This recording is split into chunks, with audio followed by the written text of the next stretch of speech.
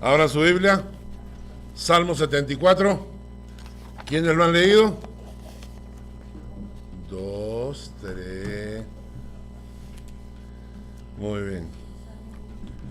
Muy difícil el Salmo, ¿les pareció? ¿Complicado? No se imaginan la cantidad de enseñanza que hay. Salmo 74. La semana pasada les dije que el Salmo 73 es escrito por un personaje llamado Asaf. ¿Recuerdan? Asaf. Por eso todos los salmos no son escritos todos por David. Hay otros salmos que fueron escritos recopilados, puestos juntos, y eso es lo que nosotros llamamos salmos, pero hay varios autores. Inclusive Moisés tiene un salmo, una canción que Moisés compuso que está incluida dentro de los salmos. Es un salmo de Moisés. Los hijos de Coré. Alguna vez prediqué sobre los hijos de Coré. Coré no fue un personaje muy interesante, sin embargo sus hijos sí aprendieron la lección y escribieron algunos salmos.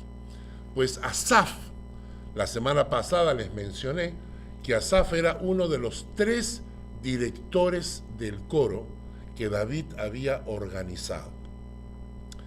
Y son 3, Asaf era uno de ellos. Ahora, Asaf escribe, también les dije la semana pasada, que el Salmo 73 es el primer salmo del tercer libro. ¿Recuerdan eso? Que les dije que marcaran en el Salmo 73 que ahí empieza el tercer libro, porque los salmos tienen 5 libros, son 5 libros, y juntos componen los 150 salmos que nosotros tenemos, como si fuera un solo libro, pero son 5. Entonces el Salmo 73 es el primer salmo del tercer libro, ¿no? ¿Recuerdan? Bueno, ahora, los próximos salmos, desde el Salmo 73 en adelante, hasta el Salmo 83, del 73 hasta el 83, todos fueron escritos por Asaf. Del 73 al 83, ¿cuántos salmos hay? Mentira, 11. En la aritmética es el último menos el primero más 1. 83 menos 73 dan 10, más 1 son 11. Hay 11 salmos entre el 73 y el 83, que fueron escritos por Asaf. ¿Ok? Más 1, el Salmo 50. El Salmo 50 es el otro salmo que fue escrito por Asaf. En total, Asaf escribe 12 salmos. ¿De acuerdo? Así que las próximas 10 semanas, porque ya la semana pasada usamos el primero, Salmo 73, las próximas 10 semanas vamos a estudiar los salmos de Asaf. Y esto nos va a permitir conocer también el corazón de Asaf. Yo estoy seguro, voy a preguntar por si acaso, si alguna persona en todos sus años de vida cristiana ha escuchado predicar sobre el personaje Asaf. Bueno, Rosita ha escuchado, y Rosita tiene como 600 años en la fe, entonces... ¿No?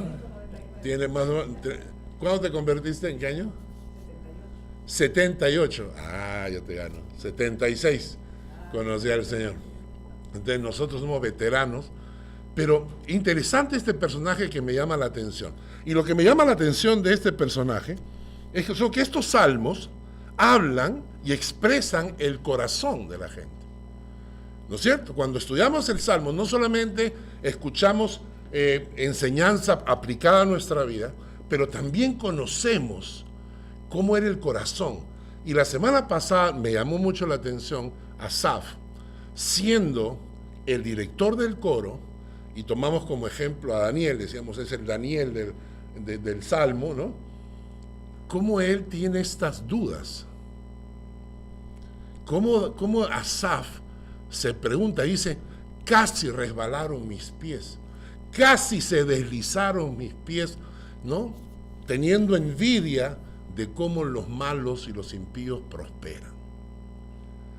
Y esto, hermanos, nos habla mucho, porque a veces pensamos que los creyentes, especialmente los creyentes que ocupan algún puesto de autoridad en la iglesia, no tenemos dudas, no tenemos preguntas, no tenemos frustraciones o no tenemos angustias.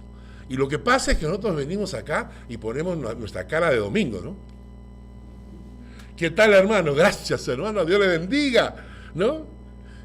Pero por dentro está el cementerio, ¿verdad? Y entonces cuando ¿sí o no? Nos preguntan, ¿qué tal? ¿Cómo estás? Bien, bien, ¿no? Gracias a Dios, bien. Pero en el fondo a veces te estás preguntando dudas, pero ¿por qué yo vengo a la iglesia, yo le sirvo al Señor? ¿Por qué me pasa esto en el trabajo? ¿Por qué me salió este hijo medio malcriado? ¿No? Por esas preguntas, dudas que llenan nuestro corazón. Y eso me gusta, ¿no? Me gusta porque nos habla de la necesidad, como decía Huguito, la necesidad de orar unos por otros. Porque no sabes lo que está pasando en el corazón. Y cuando venga a tu corazón preguntas y dudas de tu propia fe, no te asustes. Tampoco le eches la culpa al diablo, ¿no? Diciendo, el diablo que me mete estas ideas. No, muchas veces son simplemente preguntas naturales que uno mismo se hace, ¿no es cierto? Y lo que tenemos que hacer en este momento es ir al Señor. ¿A quién le vas a preguntar? Al Señor, pues. Señor, ¿por qué? Señor, ¿para qué? Señor, ¿por qué no actúas? ¿Verdad? Entonces vamos al Señor con estas dudas. Ahora, ya vamos entrando al Salmo. Entonces, ¿cuántos salmos escribió Asaf? 12.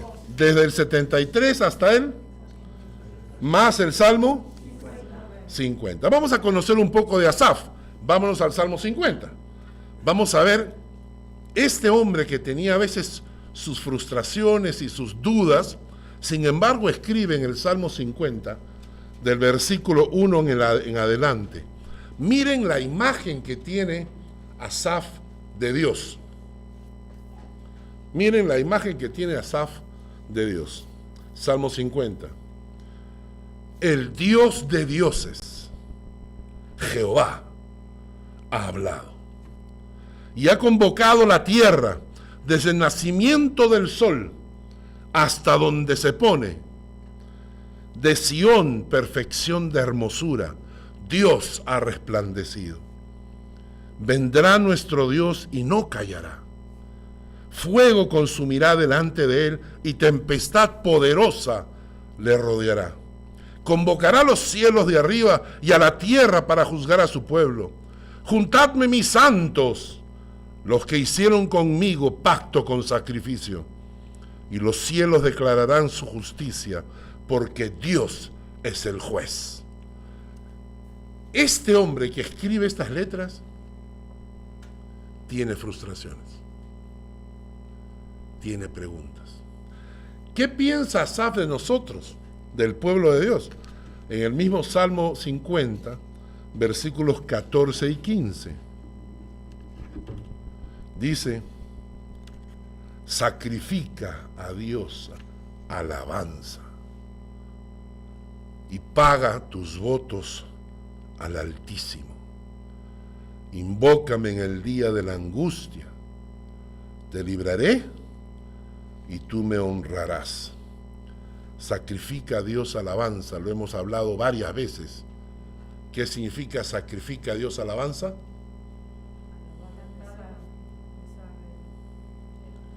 Alabar a Dios cuando la alabanza es un sacrificio. Cuando te dicen, alaba a Dios, y tú dices, con todos estos problemas, con esta enfermedad voy a alabar a Dios, con este dolor en mi corazón voy a alabar a Dios, eso es sacrificio de alabanza.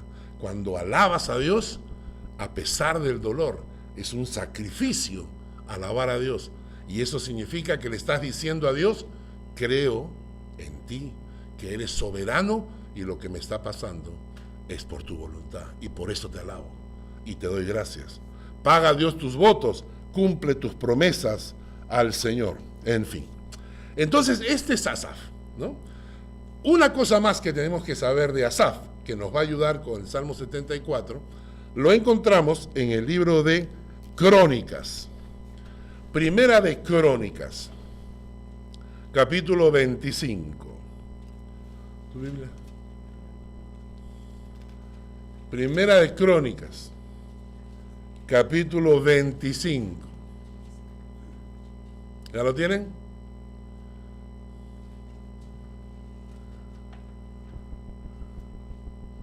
A ver, ¿ya lo tienen todos? Muy bien. Primera de Crónicas 25, versículo 1. Asimismo, David y los jefes del ejército apartaron para el ministerio a los hijos de Asaf, de Emán y de Jedutún. Estos son los 3 directores de coro. Asaf, Emán, Jedutún. ¿Para qué? Para que profeticen con arpas, salterios y címbalos. Y el número de ellos, hombres idóneos para la obra de su ministerio, fue, etcétera, etcétera. Y ahora vayan al siguiente libro, Segunda de Crónicas, capítulo 29, versículo 30.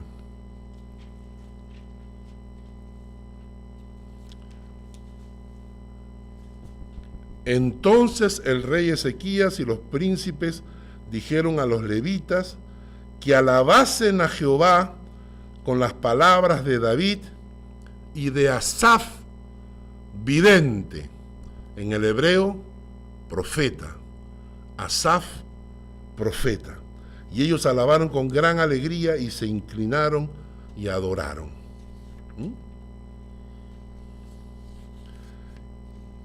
¿Qué nos está diciendo esto?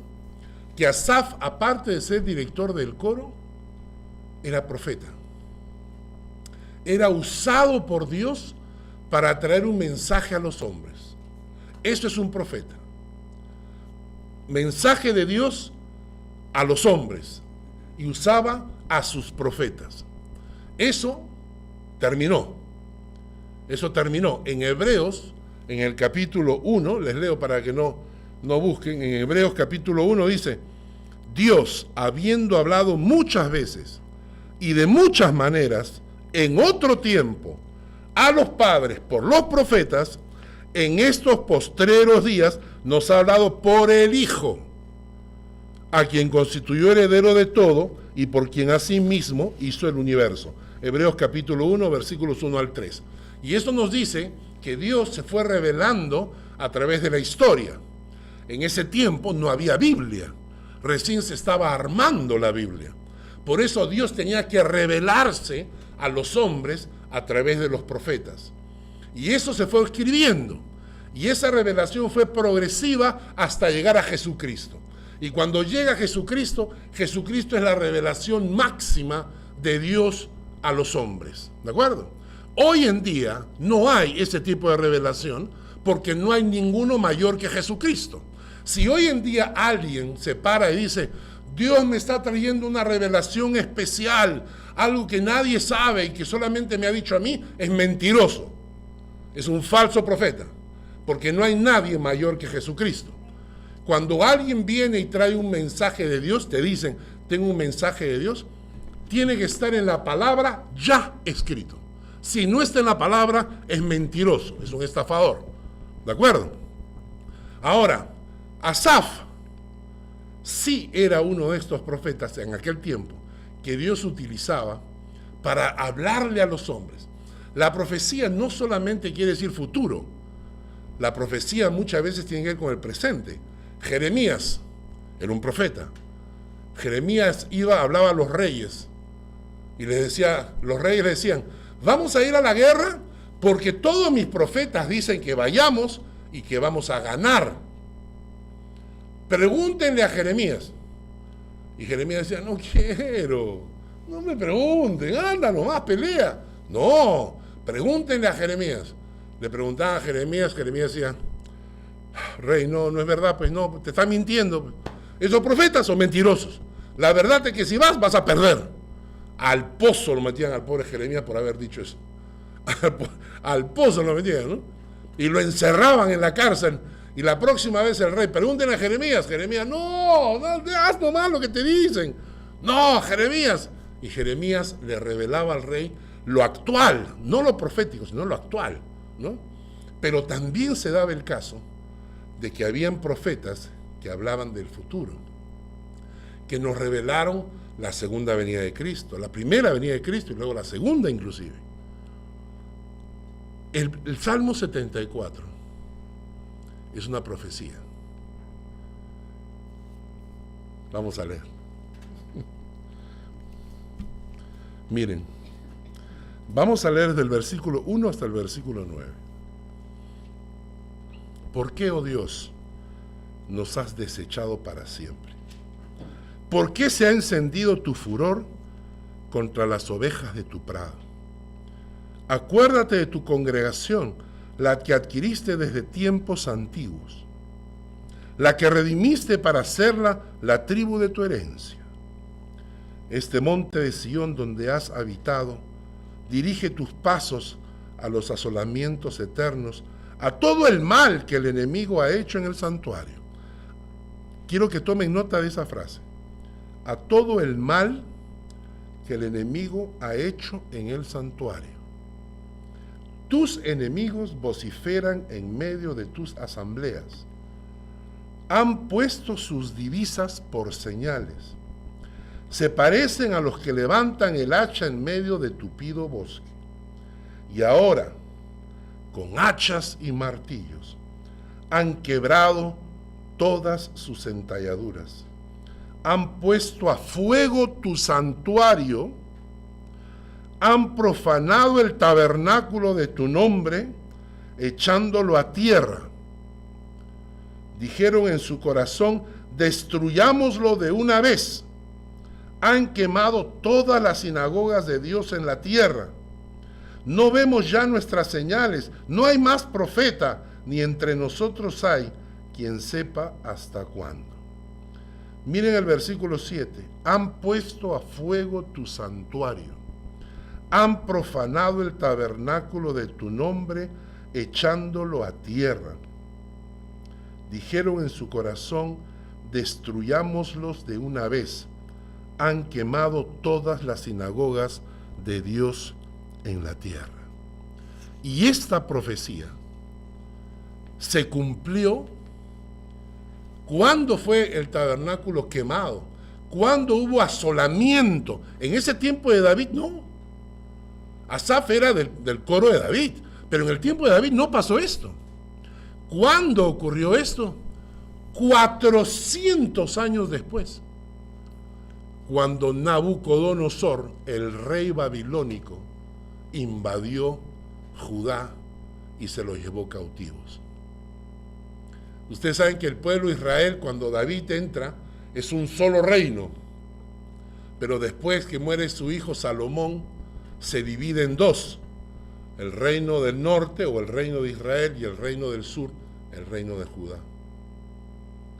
Y entonces el reino del norte ya había desaparecido con la invasión asiria. El reino de abajo, el reino de Judá, desaparece con el imperio babilonio. Cuando el rey babilónico invade Jerusalén, ¿saben cuál era la costumbre de él? Era muy fácil. Tomaba a toda la clase alta, militares, príncipes, gente rica, los que estaban educados, toda la clase alta, los tomaba como esclavos. Se los llevaba como esclavos a Babilonia y le regalaba sus tierras al pueblo. Y destruía los templos, todo lo que era religión lo destruía para imponer la religión babilonia. Y de ahí fue que se llevó a Daniel, el libro de Daniel, es esta historia. ¿Recuerdan ustedes la historia de Daniel en el foso de los leones? Babilonia. Sus amigos que los metieron al horno de fuego, Babilonia. Son los esclavos. Y entonces se llevaba toda esa gente que podía levantar al pueblo, a los líderes, a los políticos, a los militares, se los llevaba esclavos. Dejaba al pueblo sin liderazgo, porque de esa manera subyugaba. Entonces, esto que está hablando el Salmo 74 ocurre 400 años después. Impresionante, ¿no les parece el libro que tenemos en nuestras manos? Cuando llegué a Lima, la última vez, recién había llegado del aeropuerto, ¿no? Y estaba ahí con el novio de mi hermana, conversando, y antes que él se fuera, le dije, algún día tendrías que leer la Biblia. Y él me dijo, sí, ¿por qué? Dije, porque en la Biblia está escrito lo que va a pasar. Las promesas de Dios se cumplen cuando tú crees en ellas. Pero las profecías de Dios se cumplen siempre, creas o no creas. Las promesas de Dios están enganchadas a tu fe. Ojalá tocare su manto y seré sana. Tocó su manto y fue sana. El creer activa las promesas de Dios. Pero las profecías no. Las profecías son independientes de lo que creamos. Y entonces hay dos cosas que eran importantes para el pueblo de Israel. Dos eventos que para el pueblo de Israel eran trascendentales y que a cada rato los repiten. Una, la liberación del pueblo de la esclavitud egipcia. Cuando Dios interviene, las plagas, sacó al pueblo, ¿no es cierto? Moisés, todo eso, y se repite en la Biblia, cada vez lo mencionan, especialmente en los Salmos, mencionan cuando Dios nos rescató, cuando Dios nos sacó, porque para ellos ese evento era importante, cómo Dios los había sacado de Egipto. Pero la segunda cosa que era trascendental para el pueblo hebreo es que Dios les dio instrucciones claras de construir un tabernáculo. Y les dijo, ustedes van a construir el tabernáculo de esta forma, de esta forma, de esta forma, y cuando termine de construirlo, mi presencia estará ahí. Y para el pueblo hebreo, el tabernáculo, el templo, significaba la presencia de Dios, que Dios había prometido a su pueblo. Entonces Dios les estaba diciendo, ustedes van a tener tabernáculo, y ocurrió que cuando terminaron de construir, dice que la gloria de Dios descendió sobre el tabernáculo. Y ellos sabían que ahí estaba la presencia de Dios. El tabernáculo era la presencia de Dios en medio del pueblo. El tabernáculo era el cumplimiento de las promesas de Dios de que nunca los iba a abandonar. Y ahora Asaf tiene una profecía y ve destruido el templo, ve destruido el tabernáculo. Y entonces, ¿qué pasó? ¿Dónde están las promesas de Dios? Dios prometió estar con nosotros siempre. El tabernáculo era la presencia de Dios, y ahora Dios me da una visión de que el tabernáculo era destruido. ¿Por qué Asaf ve el tabernáculo y no ve el templo? Porque recién el templo se construye con Salomón. Y para Asaf solamente había tabernáculo en la época de David. Y entonces Asaf se cuestiona, ¿no? ¿No es esto una duda intensa? ¿Dónde está tu fidelidad, Señor? ¿Dónde estás? ¿Cómo vas a permitir que se destruya el templo? Señor, ¿cómo vas a permitir que mi hijo se aleje del Señor? ¿Cómo vas a permitir eso? Si yo te he servido desde siempre, si yo he orado por mis hijos. Señor, ¿cómo vas a permitir que me boten del trabajo si yo estoy ofrendando, diezmando, estoy acompañando a la iglesia? ¿Cómo vas a permitir eso?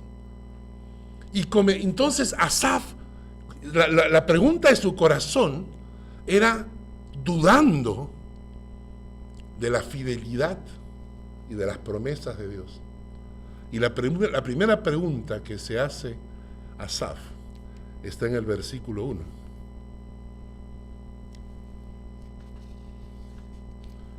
¿Por qué? ¿Por qué, oh Dios, nos has desechado para siempre? ¿Por qué se ha encendido tu furor contra las ovejas de tu prado? Acuérdate de tu congregación, la que adquiriste desde tiempos antiguos. La redimiste para hacerla la tribu de tu herencia. Y entonces Asaf comienza a decir, ¿por qué, Señor? ¿Por qué? Ahora, en el caso de Israel específicamente, en este momento, cuando Asaf se pregunta por qué, no entiende, porque detrás, en el caso específico de Israel acá, para caer en la esclavitud de los babilonios, era porque el pueblo se había alejado de Dios.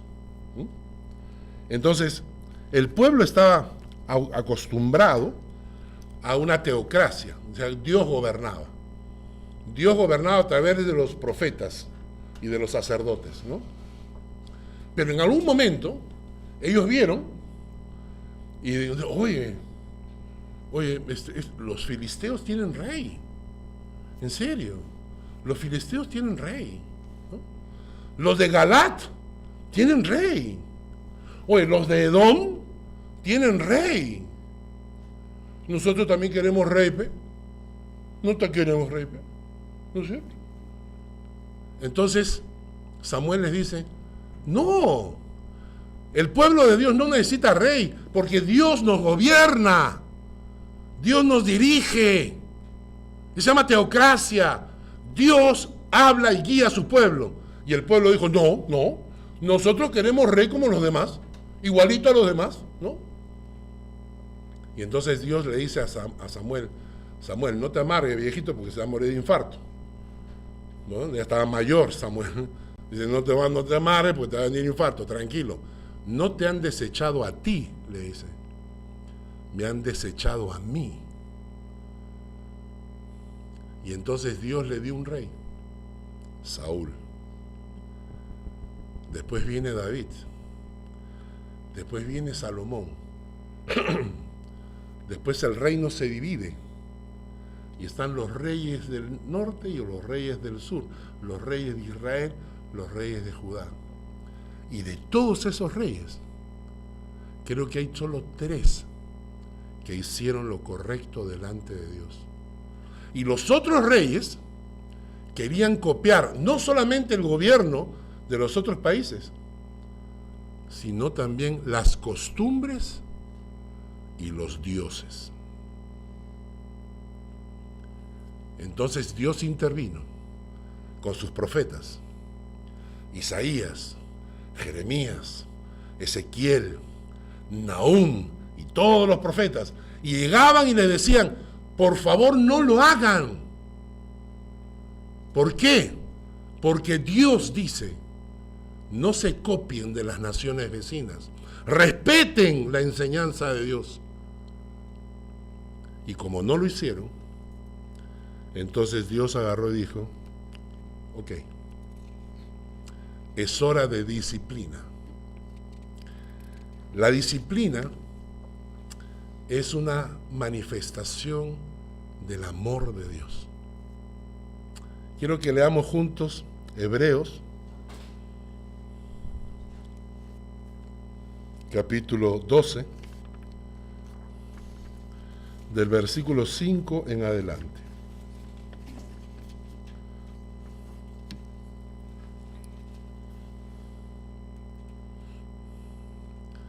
Hebreos, capítulo 12, versículo 5 en adelante.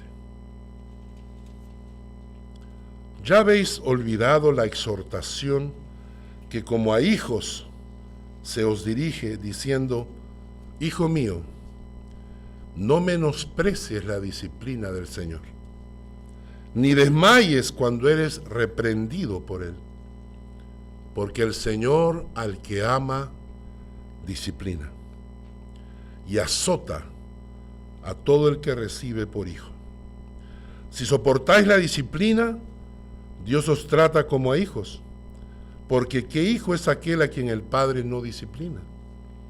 Pero si se os deja sin disciplina, de la cual todos han sido participantes, entonces sois bastardos y no hijos. Por otra parte, tuvimos a nuestros padres terrenales que nos disciplinaban y los venerábamos. ¿Por qué no obedeceremos mucho mejor al Padre de los Espíritus y viviremos? Y aquellos ciertamente por pocos días nos disciplinaban, como a ellos les parecía, pero habla de Dios, para lo que nos es provechoso, para que participemos de su santidad. Es verdad que ninguna disciplina al presente parece ser causa de gozo, sino de tristeza, pero después da fruto apacible de justicia a los que en ella han sido ejercitados. La disciplina es parte del amor de Dios.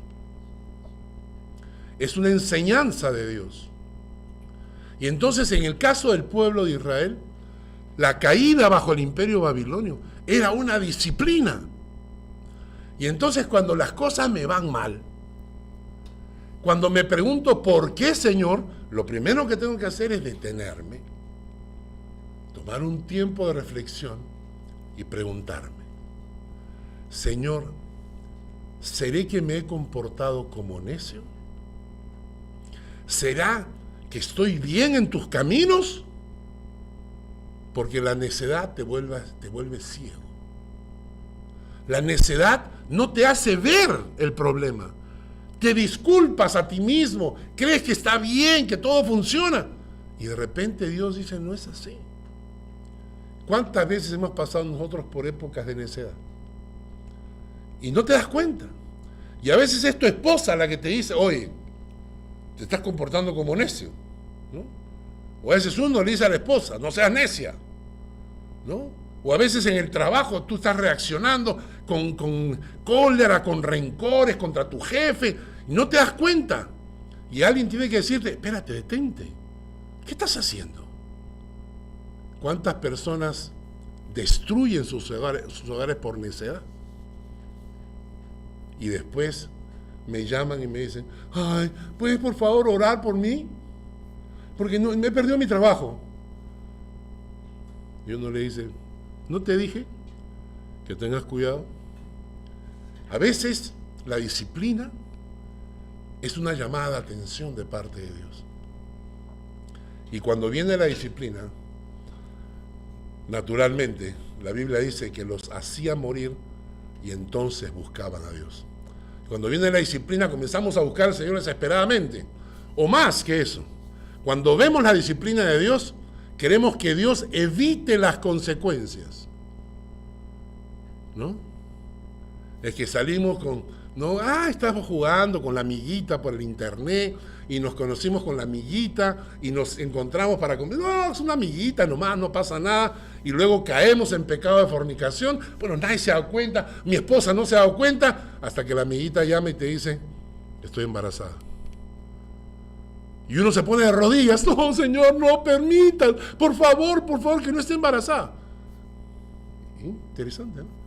No te arrepientes del pecado, si no quieres que Dios te evite las consecuencias.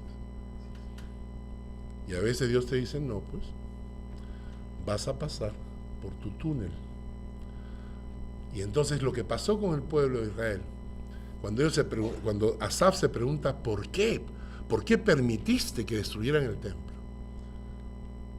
¿Por qué permites que tus promesas no se cumplan? Era por disciplina. La primera lección de hoy día es que cuando veas que estás pasando por época difícil, te arrodillas y le preguntas: Señor, ¿hay algo que estoy haciendo mal? Señor, ¿hay algo que he hecho mal? Y después que te has evaluado, y cuando tú dices, la verdad, Señor, abre mis ojos para ver. Abre mis ojos para ver. Quiero decir algo a los caballeros. Tuvimos esta reunión de caballeros el viernes por Zoom. Y luego me quedé conversando con un amigo de Lima. Y le mandé un versículo bíblico. Él está un poquito en problemas con su esposa. Y le mandé un versículo bíblico. Yo no sé si ustedes han leído ese pasaje, que es para los hombres. Dice que debemos tratar a nuestras esposas como a vaso más frágil.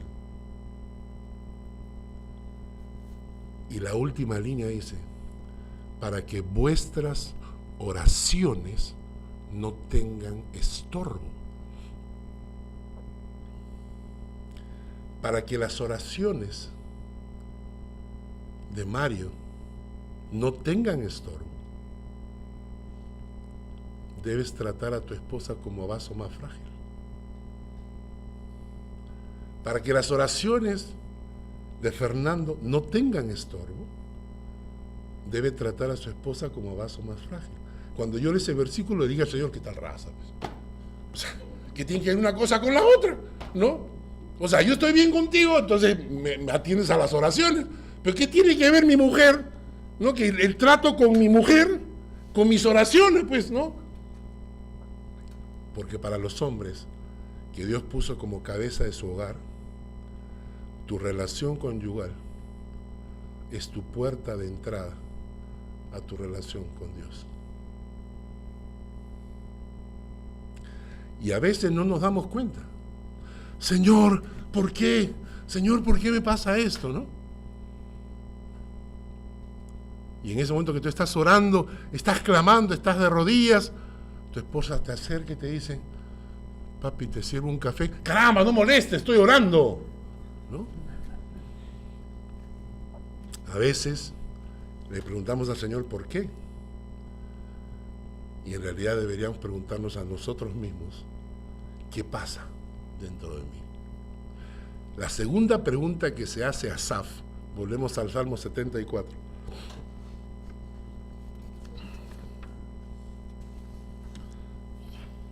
Está en el versículo 10. ¿Cuál es la segunda pregunta? ¿Hasta cuándo? ¿Hasta cuándo, oh Dios, nos afrentará el angustiador? Ha de blasfemar el enemigo perpetuamente tu nombre. ¿Hasta cuándo? Interesante, ¿no? Primera pregunta, ¿por qué, Señor? Y la segunda pregunta, ¿hasta cuándo? ¿Hasta cuándo hay que aguantar? ¿Hasta cuándo dura este tiempo? En el caso de Israel, el tiempo era específico. Y es porque las pruebas de Dios siempre tienen fecha de vencimiento. Siempre. En el caso de Israel, fue bien específico. Dios habló a los profetas y les dijo lo siguiente: por cuanto ustedes copiaron a las naciones vecinas, por cuanto ustedes se dejaron influenciar por las naciones vecinas, entonces vendrá Nabucodonosor y los va a tomar esclavos por 70 años. Exactamente les dijo, por 70 años. Y cuando ustedes leen el libro de Daniel, encuentran que Daniel, que era un profeta y que estaba estudiando y conocía las escrituras, dice que Daniel comienza a calcular y dice, a ver, aguanta, ¿no?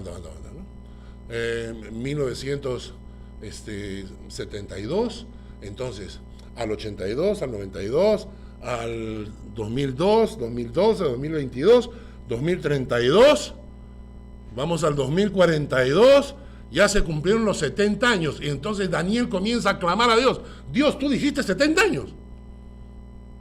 Y cuando Dios interviene dice, sí. Y es ahí cuando cambian de rey.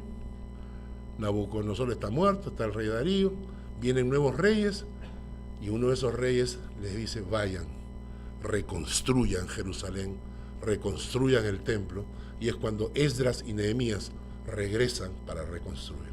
Porque las pruebas de Dios tienen un tiempo. Siempre las pruebas de Dios tienen fecha de vencimiento. Nosotros puede ser que no lo sepamos, pero Dios lo sabe. Pero si cuando tú te pones en mente y dices, ¿hasta cuándo, Señor? Y Dios te dice, aguanta, espera, vendrá el tiempo. ¿Y sabes por qué? Porque Dios nos ama. Y porque Dios no va a permitir un segundo más de sufrimiento, sino el que exacto hasta que aprendimos la lección. Vamos a leer un pasaje, 2 Corintios capítulo 4.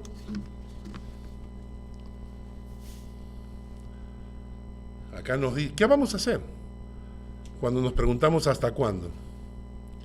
2 Corintios capítulo 4, versículos 16 al 18.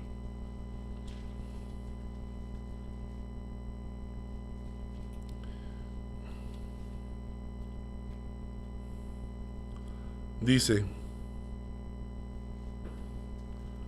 por tanto, no desmayamos, no tires la toalla. Punto 1.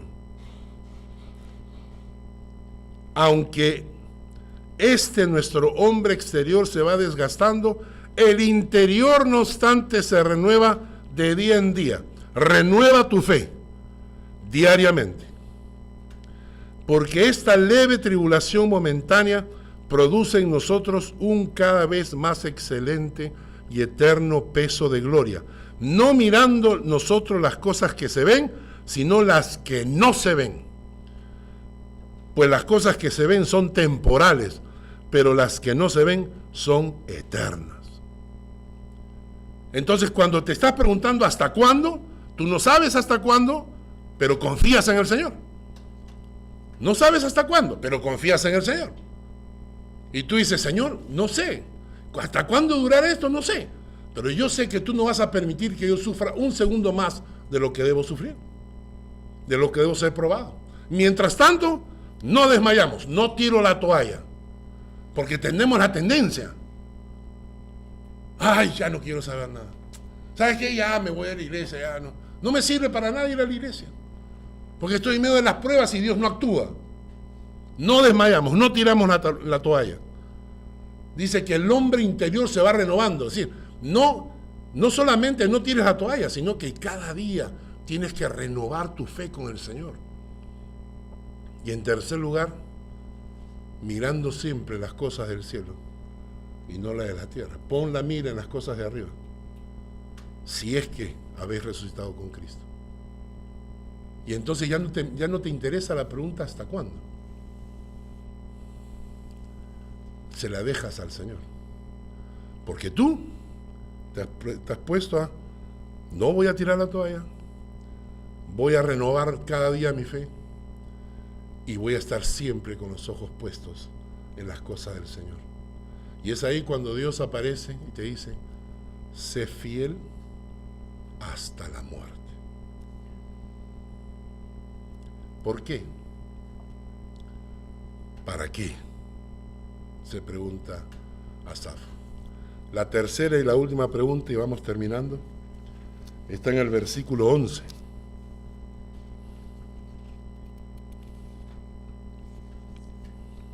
Salmo 74, versículo 11.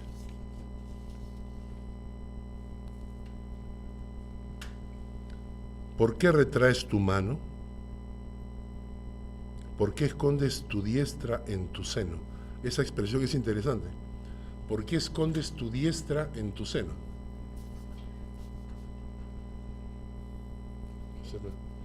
¿Por qué escondes tu diestra en tu seno? ¿Por qué estás de brazos cruzados? ¿Por qué no actúas? Es la tercera pregunta que se hace a Asaf.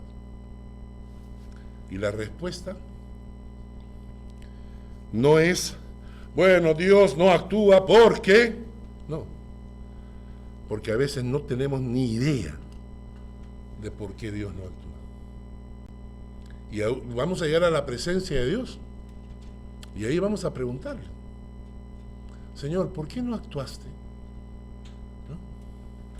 Señor, yo te pedí, ¿no? Yo te pedí que me sanaras de ese dolor de muela que tenía. No tenía plata para ir al dentista. ¿no? Estaba con dolor acá y yo te pedía, Señor, que me sanes y no me sanaste. ¿Por qué no me sanaste? Y Dios te contestará, porque estaba preocupado sanándote del cáncer, sonso. ¿Qué cáncer? Estabas con cáncer y te estaba sanando el cáncer. ¿Qué importaba el diente? Estaba preocupado en cáncer. Y uno, ¿por qué no actúas, Señor? No, a veces no tendremos la respuesta de por qué Dios no lo hace, pero confiamos en que Él es soberano. Pero ¿y cómo te fortaleces en ese momento? Asaf nos da la respuesta en el Salmo. ¿Saben lo que hace él? Asaf recuerda en quién ha creído. Y escribe, versículo 12, pero mi Dios es mi rey. Noten eso. Dios es mi rey. No dice nuestro. Dice, es mi rey. Desde tiempo antiguo. El que obra salvación en medio de la tierra. Dividiste el mar con tu poder. Quebrantaste cabezas de monstruos en las aguas. Magullaste las cabezas de Leviatán, lo diste por comida a los moradores del desierto. Abriste la fuente y el río, secaste ríos impetuosos. Tuya es el día, tuya también es la noche. Tú estableciste la luna y el sol. Tú fijaste todos los términos de la tierra, el verano y el invierno. Tú los formaste.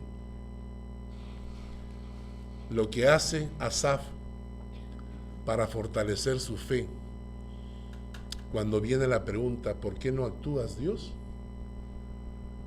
Es recordar quién es Dios.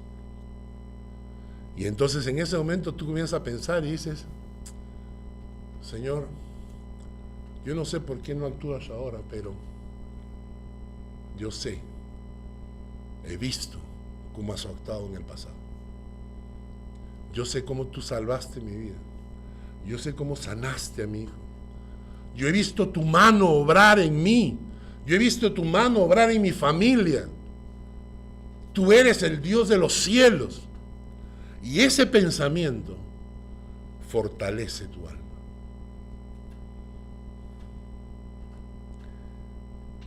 Cuando a veces preguntamos, ¿por qué, Señor?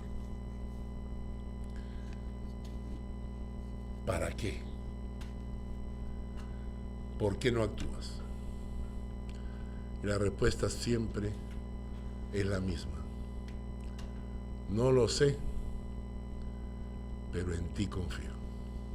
Y como dijo Job, yo sé que mi Redentor vive y que un día se levantará del polvo. Le damos gracias a Dios por este salmo, realmente interesante, la vida de Asaf. Vamos conociéndolo un poquito más. Oramos. Señor, gracias por esta mañana y por esta enseñanza. A veces no nos damos cuenta, oh Dios, que lo que pasamos es por disciplina, porque tenemos que pasar un momento de disciplina. O a veces es simplemente porque nos estás preparando para algo mejor. Estás puliendo nuestro carácter para que tengamos un carácter pulido a la hora de entrar ante tu presencia. ¿Para qué ocurren las cosas? A veces no lo sabemos, pero confiamos en que tú estás a cargo y que todas las pruebas tienen fecha de vencimiento. Y a veces no obras, a veces sentimos como que te cruzas de brazos, pero entonces recordamos que tú sigues siendo nuestro Rey y que tú sigues salvando, que tú sigues consolando, que tú sigues proveyendo. Y Padre, aunque no tengamos la respuesta, ¿por qué no actúas todavía? Sabemos que tú estás ahí siempre con nosotros. Gracias por tu palabra, en el nombre de Jesús. Amén.